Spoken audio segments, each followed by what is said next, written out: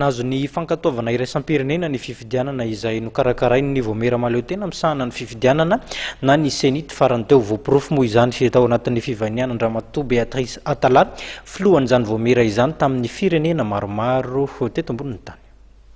Tatoato dia voantso foana izahay senita zany na teo amin'ny lafiny fivorimbe izay atao any ivelany na koa amin'ny lafiny fanaramaso fifidianana. Ary dia mbola isy moa atoato ny fandehanana ihany koa nanaramaso raha resaka fanaramaso fifidianana zao dia nisy ny nandeha tany Algérie tamin'ny fifidianana farany teo nisy ny nandeha tany Guinée-Bissau ary dia mafaly moa ny milaza hoe na ny CTP tsika azy ilay conseiller technique principal izay nalefa ny Nations Unies dia voantso any Guinée-Bissau izy nanao ny endry zareo any zany ary mbola iverina any izy amin'ny herinandro anao ny deuxième tour.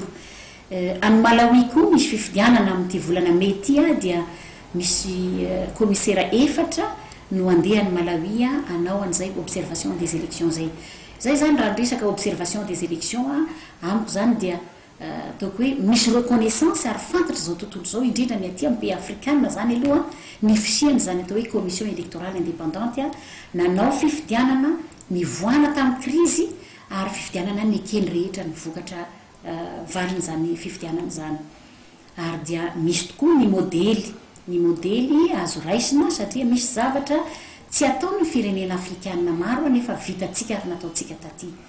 dia amin'ny lafiny faharoa koa zany dia misy koa ny fiantsona ny tenako moa manokana amina fivorina toy ny natao tany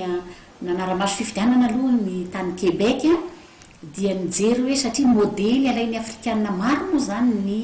fifidianana ara-démocratique any Québec ary dia nahitana amin'ny tokoa hoe ohatran'iza zany fifidianana tany zany fifidianana tao anatin'ny la neige moa le izy io satria nangatsika be kanefa dia tena totosa soma tsara ary hitanao mihitsy ny hoe tena démocratique tokoa ry zareo any ary vetivetiny anazy moa ny ariva ihany dia efa mifaly dia nandeha ihany koa moa tany Jordanie moa zany dia fivorimbe na filohan'ny senita sy ny fikambanana maro nisy ataoko hoe 500 à 600 personnes ny tany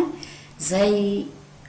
tamin'ny heritaona izy io fa nisy dia tamin'ity taona ty ny Union Européenne sy ny PNUD zany no manao ny fivorina io hijerena zany hoe ahoana ny fomba atao zany amin'ny resaka fifidianana mba ho crédible mba ho azo antoka ny fifidianana atao amin'ny firenena rehetra dia ny tany moa zany tsy ny firenena afrikanina ihany fa ny firenena araby manontolo koa dia tonga tany daholo ary mahafaly zany no milaza hoe ny senita zany ny tenanay dia nanana anjara fitenenana tany mandritra ny 20 minutes nanazava hoe ohatran'iza ny natao ny senita fiaraha-miasa tamin'ireo antoko politika maro taty Madagasikara ka natoka ny antoko politika zany nanaiky sy nanaraka ny fifidianana zay natao